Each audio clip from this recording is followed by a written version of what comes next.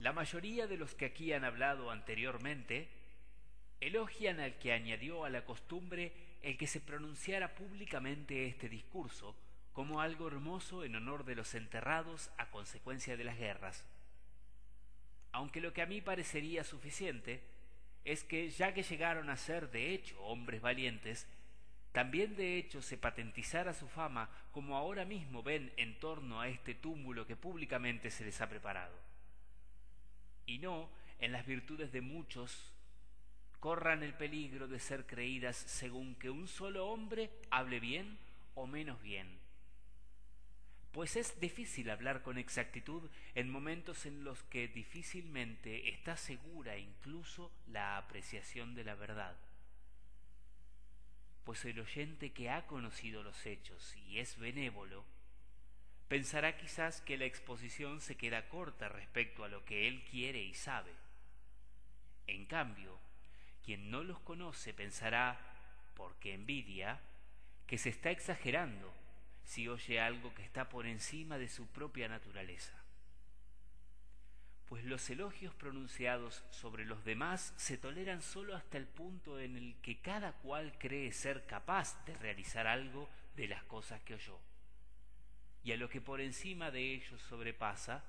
sintiendo ya envidia, no les dan crédito. Mas, puesto que a los antiguos les pareció que ello estaba bien, es preciso que también yo, siguiendo la ley, intente satisfacer lo más posible el deseo y la expectación de cada uno de vosotros. Comenzaré por los antepasados. Lo primero, pues, es justo y al mismo tiempo conveniente que en estos momentos se le conceda a ellos esta honra de su recuerdo, pues habitaron siempre este país en la sucesión de las generaciones hasta hoy, y libre nos lo entregaron gracias a su valor. Dignos son de elogio aquellos, y mucho más lo son nuestros propios padres, pues adquiriendo no sin esfuerzo, además de lo que recibieron, cuanto imperio tenemos, nos lo dejaron a nosotros, los de hoy en día. Y nosotros, los mismos que aún vivimos y estamos en plena edad madura,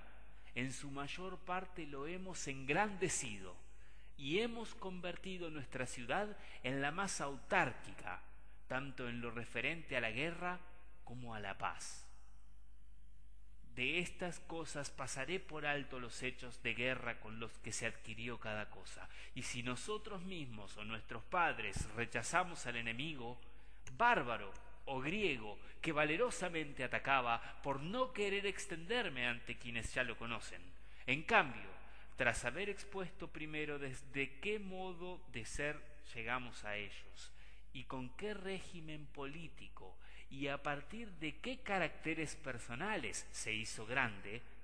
pasaré también luego al elogio de los muertos, considerando que en el momento presente no sería inoportuno que esto se dijera, y es conveniente que lo oiga toda esta asamblea de ciudadanos y extranjeros. Tenemos un régimen político que no se propone como modelo las leyes de los vecinos, sino que más bien es el modelo para otros. Y su nombre, como las cosas dependen no de una minoría, sino de la mayoría, es democracia. A todo el mundo asiste,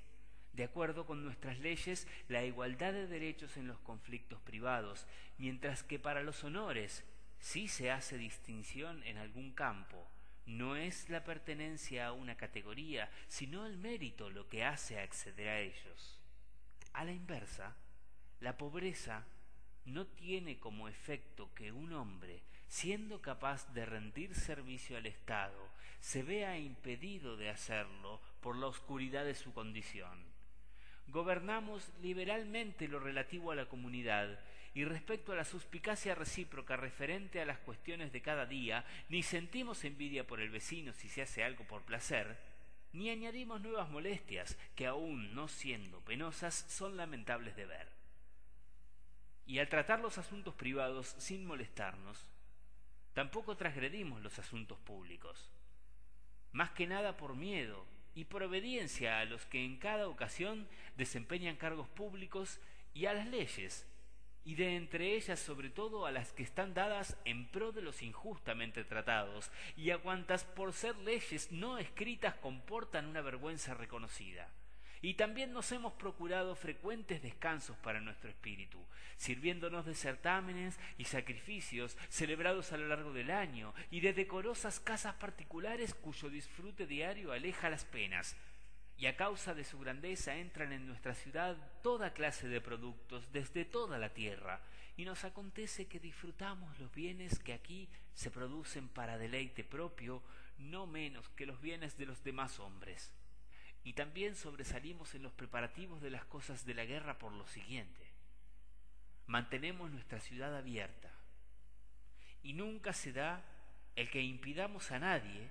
expulsando a los extranjeros, que pregunte o contemple algo, al menos que se trate de algo que de no estar oculto pudiera un enemigo sacar provecho al verlo, porque confiamos no más en los preparativos y estratagemas que en nuestro propio buen ánimo a la hora de actuar. Y respecto a la educación, estos, cuando todavía son niños, practican con un esforzado entrenamiento el valor propio de adultos, mientras que nosotros vivimos plácidamente y no por ello nos enfrentamos menos a los parejos peligros. Aquí está la prueba. Los lacedemonios nunca vienen a nuestro territorio por sí solo, sino en compañía de todos sus aliados. En cambio nosotros, cuando atacamos el territorio de los vecinos, vencemos con facilidad en tierra extranjera la mayoría de las veces, y eso que son gentes que se defienden por sus propiedades, y contra todas nuestras fuerzas reunidas ningún enemigo se enfrentó todavía. A causa tanto de la preparación de nuestra flota, como de que enviamos a algunos de nosotros mismos a puntos diversos por tierra. Y si ellos se enfrentan en algún sitio con una parte de los nuestros, si vencen, se jactan de haber rechazado unos pocos a todos los nuestros, y si son vencidos, haberlo sido por la totalidad. Así pues, si con una cierta indolencia más que con un continuo entrenarse de penalidades, y no con leyes más que con costumbres de valor, queremos correr los riesgos, ocurre que no sufrimos de antemano con los dolores venideros, y aparecemos llegando a lo mismo, y con no menos arrojo que quienes siempre están ejercitándose. Por todo ello la ciudad es digna de admiración, y aún por otros motivos, pues amamos la belleza con economía, y amamos la sabiduría sin blandicie, y usamos la riqueza más como ocasión de obrar que como jactancia de palabra. Y el reconocer que se es pobre no es vergüenza para nadie, sino que el no huirlo, de hecho, eso sí es más vergonzoso. Arraigada está en ellos la preocupación de los asuntos privados y también de los públicos, y estas gentes, dedicadas a otras actividades, entienden no menos de los asuntos públicos.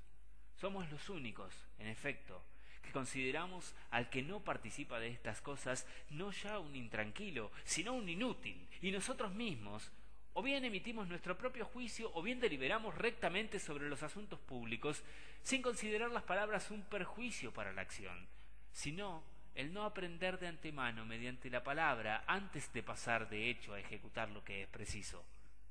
Pues también poseemos ventajosamente esto, el ser atrevidos y deliberar especialmente sobre lo que vamos a emprender.